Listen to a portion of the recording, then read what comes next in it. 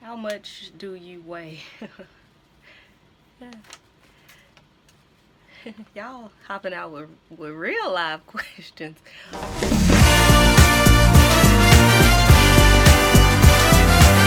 Alright guys, so we just gonna dive right into it because I feel like this video might run a little over. But I do want to tell you guys thank you that I'm even having the opportunity to film a video like this, because I never thought that I would hit 1,500 subscribers in such a short period of time. Like always, just like with the wig reviews, y'all know I'm going to be transparent. So what y'all wrote, and look how y'all wrote so many questions. I got so many. 3 pages full of questions, okay? Front and back. What I decided to do is I broke them down into categories. One category is on dating, marriage, and children. One is on traveling. One is on my personal appearance. One is on teaching, one is on YouTube, and then they're just general questions that you guys ask. I think I'm gonna start with YouTube because it's the shortest category. Y'all know I'm transparent. I'm not gonna edit these videos, so what we get is what we get. Okay, let me take a sip first before we get started. The first question that I have is, why did I start YouTube? If you don't know, I started YouTube on July 4th, 2018, and there's a very specific reason why I chose that date. July 4th was a date that gave me tons of anxiety, and it's so ironic because I'm a history teacher. In 2011, I miscarried on July 11th. And not July 11th, July 4th, okay? 2011, July 4th, I miscarried. I had my first miscarriage. So that caused me anxiety, and also I had something really horrible happen in one of my relationships. So every year, when July 4th came around, I would get so anxious. So this year, I said, I'm going to take that date back. Instead of being so anxious and so saddened by that date, I'm going to do something positive for me. So y'all, I just jumped out there. Literally, I sat in my bed. If you go look at the first video, I'm sitting in my bed recording on my phone. No tripod, no ring light. It's just me in the bed. And that was the best decision that I could have made, because now I have a positive memory associated with it. So that is why I started YouTube, okay? Why the name? The name Wigs and Wanderlust comes because those are two of my loves of my life. If you don't know, I'm really into wigs. If you follow this channel, you got to know that. So Wigs and Wanderlust means the desire of the urge to always move around. And if you don't know, I travel a lot. So Wigs and Wanderlust, because Wanderlust, it's always on me. Like, I always want to go. I'm nosy. I want to meet everybody. I want to see everything. Advice to new YouTubers: don't wait for a date. Don't sit out here, oh, I'm going to start next week. Just jump out there and do it, okay? Just jump out there and do it. Don't be afraid. You'd be surprised how much support you will gain from complete strangers. I'm going to be honest. I probably got more support from complete strangers than friends and family. And that's no shade to my friends and family. They probably not even watching this video, to be honest. They ain't clicked on it. But you will get so much support if you just jump out. Don't wait, you know, and say next week, oh, when I get a camera, oh, when I get a ring light. Don't do all that. Just jump out there. Make it about you. Be raw. Be uncut. Don't sit on here and play games with people, especially if you're into wigs and makeup. Don't sit up here and lie to these people. Be real. Be yourself, and do it for you. Future plans for YouTube: all I want to do is continue to grow. I want this channel to grow. I want to get more followers on here, so they can see what it's like to travel abroad, sometimes alone, sometimes with students. So you might want to be getting in, you might want to get into wigs. So that's why I just want to see growth. Am I planning on making YouTube like my only thing that I do in life? No. Like, I'm not going to be one of these famous YouTubers. And somebody said, well, you shouldn't do that. You should claim that. It's just that's not where my heart is. Like, I enjoy YouTube and I enjoy communicating with you guys. But do I see this being my only source of possible income or the only thing I do in my life? No, Susan, I don't. Okay? That's really all you guys asked me about YouTube. The next thing that I will go with is teaching. Why teaching? I actually went to law school and I dropped out. Kind of flunked out too, but dropped out. I'd always wanted to be a teacher. It was my absolute dream job. I wanted to be a teacher, but every time when I was in high school that I told somebody that I wanted to be a teacher, they would say, ugh, teachers don't make a lot. So I didn't listen to everybody. I went and I got my bachelor's in political science. I went to law school, and it was the worst decision of my life because it wasn't my dream and it cost me a lot of money. So my mom's a teacher, my sister's a teacher. I come from a family of tons of teachers or aunts that are teachers. Teaching is in my core. My grandmother was a teacher. So that's why teaching. I think it's almost genetic that I teach. Why history? When I was in high school, my high school history teacher, U.S. history teacher, which is the subject that I teach, her name was Christy King, made me absolutely fall in love with history. What I love the most and what I try to do with my historians now is I don't teach out of a textbook. I teach various perspectives, and she did that too. I just have and I can't even describe the love that I have for U.S. history specifically. If you come on here talking about Henry VIII, then no, just U.S. history, specifically post-Reconstruction after the Civil War to present time. So if you get on here talking about Benjamin Franklin, I'm gonna say, okay, that's nice. Yeah, so my history is post-Reconstruction to present. That is the subject that I teach, and I absolutely love it, okay? Somebody said, would I do anything else? Teaching has become such a part of my life that I couldn't see myself not teaching. I couldn't see myself being with my historians every day. That is not cheesy. You guys, literally, when I get to work and I close the classroom door, like sometimes I forget I'm working. The best feeling is when I see a kid that comes to me on the first day of school and they say things like, oh, I hate history. And then I literally see the light bulb moment when they fall in love with history. I'm going to keep it all the way funky with you, and I hope my administration ain't watching. I've straight up had kids that told me, Miss Richards, I skipped school all day, but I came to your class because I didn't want to miss the lecture. And that's what it's about.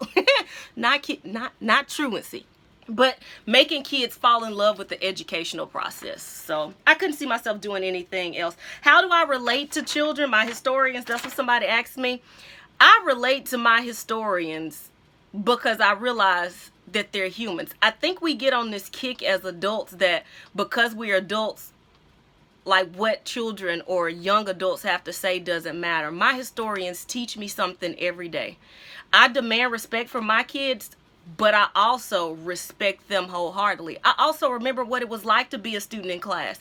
I remember what it was like to be in a history class and your teacher say, open up the textbook, read these terms, define them in the back of the book, the end, and how boring that was. So I think that I can relate to my kids because I understand what it was like to be a kid, if that makes sense, and I just accept them as humans. That's why I have a good relationship with them. Somebody asked me, how do I give advice to children without pushing them away? Again, stop looking at them as children and start looking at them as not adults, but as just humans. If we could just talk to each other more, I think that it would make the world, not just teaching, but the world a better place. So stop looking at kids like kids and just look at them like humans. Respect them, they'll respect you, and you can give them all the advice you want. I have kids that I know hate school and they hate state testing, but they go in there and they work their butts off because they love me. Straight up, okay? So just stop looking at them as children and look at them as adults. What did I want to do at age 10? Straight up, my mama still got the paper. When I was 10 years old, I wanted to be a taxi cab driver. I swear I'm not making it up. I wanted to be a taxi cab driver because I thought the cars were so cool. Okay. Would I become a principal? Nope. I get to ask that question all the time. The reason why I wouldn't become a principal is not because I don't want to go back, get the degree or whatever it takes. It's just, I feel like when you become a principal, you only see two types of children. You see the really, really good kids and the really, really bad kids. And what you miss out on is those kids in the middle. And those are the kids that I love the most. The kids that are oftentimes forgotten because they're not the best student and they're not the worst student. It's just like push them through. So no, I wouldn't be a principal because I enjoy being in the classroom. Ain't gonna happen. How do I balance being a teacher and having a personal life? Let me take a sip. Y'all, they don't pay me enough not to have a personal life. As a teacher in Mississippi with a master's degree, I make less than $50,000. So you mean to tell me that just because I'm a teacher, I'm not gonna have a life? Run me some coins, Department of Education, for you tell me how to live. That's how I live my life. I don't do anything criminal. Well, no, I don't do anything criminal. So there's my personal life and teaching kind of merge, I guess you would say. I never look at it as, oh, I'm a teacher, so I can't do that. No, okay? You don't run me some coins and then tell me how to live. Okay? Do I receive any negativity because I have tattoos and piercings? Is this still a thing in 2019? And the reason why I say that is because all my stories will tell you I teach my butt off every single day. I teach my butt off, okay? Be concerned with the teacher over there in the cardigan. She ain't taught nothing all year. The one with the little cute bun and no makeup. Okay, she ain't taught nothing all year. I hope that we aren't still judging people off personal appearance, but I have had that before. I had actually a parent remove their student out of my class because they walked in at open house and they saw my tattoos. That student, can I say this? Yeah, I'm not giving a name. That student failed the state test. The next semester, that student was enrolled in my class, and people were like, oh, did you let them stay? Yeah, because I wanted to teach that student and their parents that you shouldn't judge people by their personal appearance, because don't let this fool you. I is smart. Okay. How do my kids like my wigs and me having tattoos? My kids really get a kick out of the wig thing because they know I'm gonna look different every single darn day. They know I'm gonna look different. They actually say when I have short hair, I'm sassier, so they get a kick out of it. I take my wigs off in the middle of class because I get hot. They're just accustomed to it. And as far as tattoos, I'm gonna be honest. I teach 11th grade, so I might get a few 10th graders, a few 12th graders in there, but I teach teenagers. Most of my students have tattoos, so the only people that really have an issue with tattoos are adults, not my kids. And if people would look at what do tattoos have to do with the education process, absolutely nothing. And take a seat. I think we would grow a little bit in education. That's really all I have. Somebody said, would I teach for free? Of course I would. Basically, sis, I'm doing it now. I'm broke. I'm poor. Okay, but yes, I would actually. I'd stay after school and tutor sometimes, but yeah, I would. Somebody asked me, what advice would I give to a new teacher? Make sure your heart is in it. Do not make teaching a fallback plan. Don't make it, oh, well, this didn't work out, I'll become a teacher, because if you don't, you're going to be miserable. Because they don't pay us enough. We aren't respected enough. The only reason why I teach is because I love teaching, and it's, you know, for my kids. So that's the advice that I would give a new teacher. Make sure your heart is in teaching, because, sis, I hope like hell you ain't doing it for the fame and the fortune, because you're gonna be waiting forever. Okay, that's all I really have for teaching. The next category that you guys asked me about was my personal appearance. Okay, how many tattoos do I have? I have been in a tattoo chair, and I only know this because I journal every day. I've been in a tattoo chair a total of 38 times. How many tattoos do I have? I'm right at 32. How many piercings do I have? I had my industrial is done. I had my tragus and my dates, but they fell out. My nose is done. I got two piercings in each lobe. I used to have my belly button, sis, but then I remembered and I realized don't nobody see it. I'm single, and plus I can't see it because I got fat rolls straight up. So what was the point? Okay, so the belly button has been removed. So I got a lot of piercings, a lot of tattoos. What do they mean to me? I will say that literally every tattoo that I have on me, they all mean something. I have tattoos for my sons that I miscarried. This one is about education. You see Wanderlust here. I got this one in Europe. I collect anchors. Leopard. People might say, well, that don't mean nothing. Yes, it does, actually. I had a huge physical transformation, and that leopard is there to remind me that although, you know, I might have changed physically, a leopard never changes their spots. Around. Still the same person. The rabbit is there for fertility. The umbrella is behind me to remind me that we have rainy days, but we pulled through. There's so many that I have, but they all have specific meanings. I even have a tattoo behind my ear that says sweet nothings, because ain't nobody there to whisper in my ear. So I put it on there because I whisper them to myself, like, Jessica, you look good, girl. Eat them brownies. You a beast. I whisper them to myself. Go get that bag of blow pops. Okay, somebody asked me, how do I do my eyebrows and apply my fake eyelashes? Barely. Y'all, straight up, I am not a makeup artist, and I think that's what people ask me about the most, my makeup. Y'all, barely. Okay, I do makeup that works for me. I'm not an artist. I'm a makeup enthusiast. I enjoy makeup. I'm addicted to makeup. Every day, some days I walk past a little display case and I'm like, yes, Jess, you look good today. Some days I walk by, Father God, what have I done? Why do I look this way? So it's just give or take. I just know that I love myself with or without the makeup, straight up. Either I look homeless or I look like, you know, beat because I'm about to film, but either way, I love myself. Somebody asked me what lashes that I use. I actually order lashes in bulk from AliExpress. I'll put a link in the description box for where you can get them. It takes them about a month to get here, so I buy them in bulk, and they're actually the lashes that I always have on. So I'll put that link in the description box. How many wigs? No, I feel like y'all here to judge.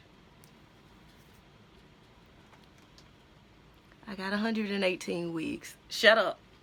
Don't come for me, okay? I have 118 wigs, and I love all of my wigs. Somebody asked me, why did I get into them? Y'all, it is because my sister and my cousin wore wigs, and I thought that it was so neat, and I'm extremely tender-headed. I used to get sew-ins, and that crap would hurt like the dickens. So I started watching YouTube, and y'all, there's some heavy-hitting YouTubers on here when it comes to wigs. You need to follow them if you're not.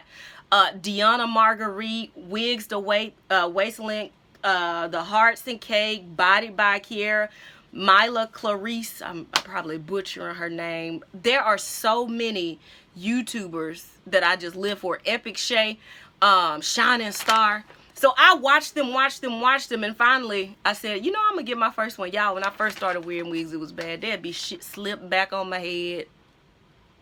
Look, they look bad, but with the help of those ladies, I learned how to wear wigs, and now it's just fun because I'm somebody different every day. In the mornings, I actually pick out my hair, and then I pick out my clothes. So I love it. And to be honest with you, if you don't know, I shaved all my hair off. I'm bald now, and that's actually my favorite wig, but it's just a thing of convenience now. I'm lazy, and it's easier to do that than to comb my hair.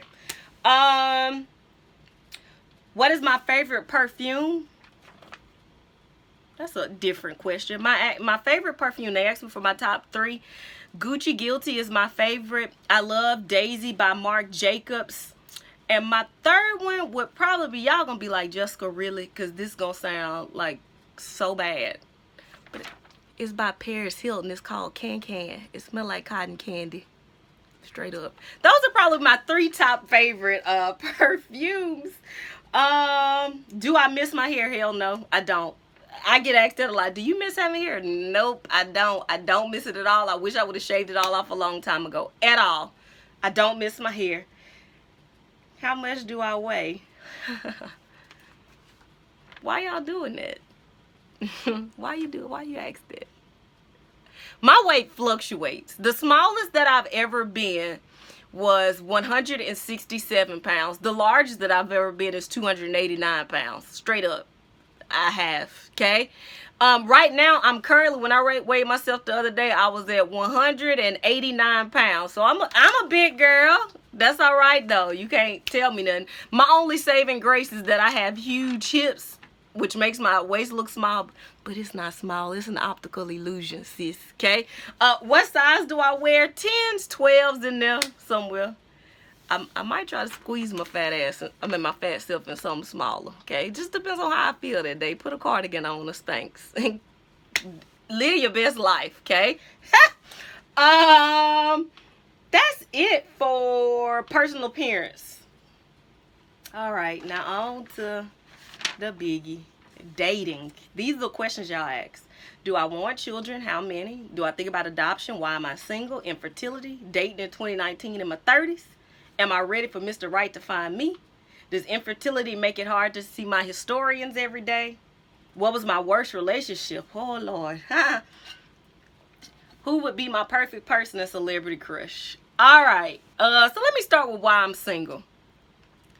This is going to sound like I'm reading out of a Dr. Phil book, and I'm not. I'm single by choice, and that's if I'm being transparent. If I wanted to date, I could, but I've chosen to remain single. I haven't been in an official relationship since 2016.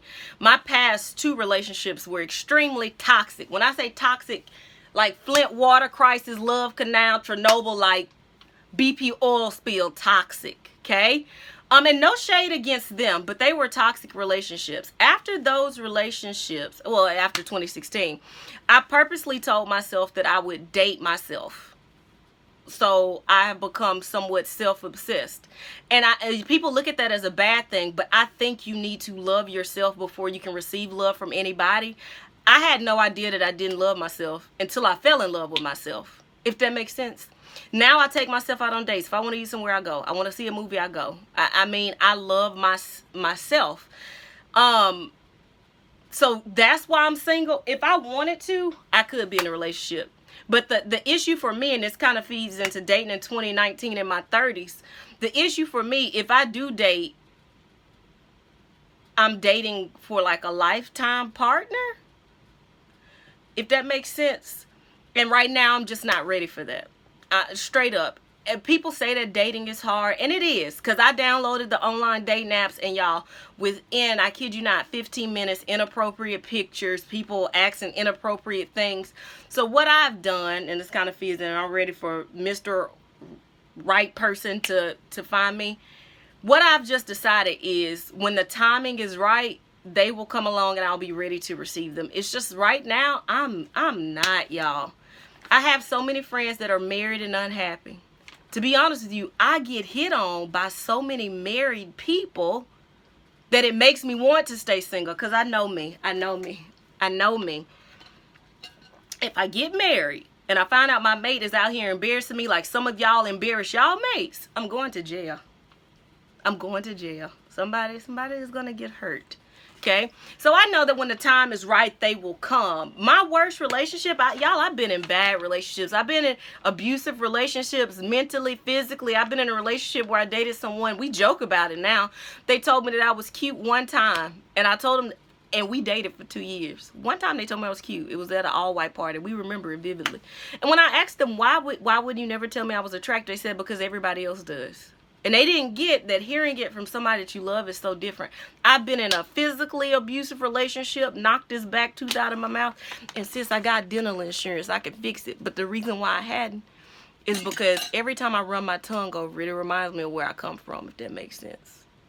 Plus, there's money I could spend on wigs, straight up. Okay, so I've been in the horrible relationships, and with me just being me, I don't have to worry about that. If that makes sense. Now the right person will come along and change that. It's just right now, somebody asked me, do I want children? So as you know, I've struggled with infertility. I've had 2 miscarriages. And let me tweak that. It's not that I struggle with infertility. With both of those pregnancies, I was in horrible relationships. And things that those mates did in the relationship caused me to miscarry, straight up, if I'm being transparent. So I'm not infertile, and I do want children. Somebody asked me how many. 1. I just want one. I just want one child. One.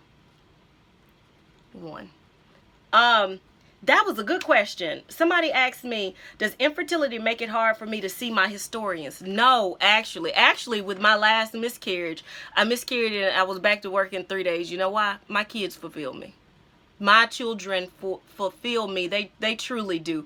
Now, I remember at one point I was angry at God because I didn't understand how I have kids that have kids. I have kids that have multiple kids. And I would be like, God, I don't understand why you give these children, but I can't. And then it dawned on me. At the time, I think that the timing was off, first of all. The other reason why God hadn't provided me with children, because it allows me to be a mother to so many kids, y'all. I tell people all the time, I'm the mother of over 2,000 kids at this point for the amount of time that I've been teaching. If I had my own children, I know I would move differently. Like, I wouldn't be traveling like how I do. I wouldn't be doing all this extracurricular at school. So I think that the timing has just been off, if that makes sense. But no, it didn't. My kids make it easier. Who is the perfect person? I don't think they exist, because my perfect person would be a mix of Plies, the rapper, mixed with Tom Hanks, mixed with Betty White, mixed with Theodore Roosevelt. Ooh, and Barack Obama too, because he's so fine. That person don't exist. Okay, my celebrity crush, if you don't know, it is Tom Hanks. Lord have mercy. And Barack Obama. But I saw, you see Michelle. That ain't gonna happen. And then Tom Hanks so faithful to his wife, so. And Plies, now Plies, if Plies reached out to me and said, Jessica, come on, I'll be ready for a relationship then. I wish one of my little ugly students would write into Steve Harvey and Ellen and say, look, I got a teacher that needs to meet Plies. You remember them throwback Michael Jackson concerts where the people be falling out fading? That would be me with Plies. Or Ellen, or Tom Hanks. That would be me. So that covers dating, marriage, and children. Yes, I do want to be a wife one day, just not right now. Children, just one. Yeah. Okay. Traveling. People ask me, why aren't you scared to travel alone? Where have I traveled? Favorite place? Am I going somewhere soon? Weird foods. And how many times do I travel a year? Where have I been? At this point, I have been to Great Britain, France, Italy, Germany, Belgium, Austria, Spain, the Philippines, Japan, Hawaii. Well, that's a state, but I mean, you get it. Australia, Canada, Mexico, Jamaica. I've been all over, and I love traveling. I have extreme wanderlust. Y'all ask me, how often do I travel? I travel at a minimum once a year with students. So every year I take trips with my students, but I also travel alone. People ask me, how do I travel as a teacher? It is because as a teacher, I work with a wonderful company called EF, Education First. If you are a teacher, I recommend you go look into them. Best travel, even if you aren't a teacher, you can travel with family. Best travel, hands down. That EF stands for Education First. Even when I'm not traveling with kids, I also travel, and it's because they send me on trainings to train other teachers on how to travel internationally. Am I traveling soon? As a matter of fact, in January, I'm going to Barcelona to train some teachers on how to travel internationally. My favorite place out of all these places that I've been, y'all, I can narrow it down to my favorite city. My favorite city is Rome. I could live in Rome for the rest of my life and never speak Italian and just live there and be lost. I love, love, love Rome. But I don't know, Madrid is kind of bad awesome too. I love Madrid. I want to see everything. Somebody asked me where are my top 3 places to travel. Hands down, my top 3 places to travel are Iceland, Israel, Cuba, and Egypt. Cuba and Egypt kind of tie. But Iceland, Israel, Cuba, and Egypt, and I will see them before I die. Why am I not scared to travel alone? Because I travel in everything that I do alone. On this thing called life, not trying to be deep, I travel alone.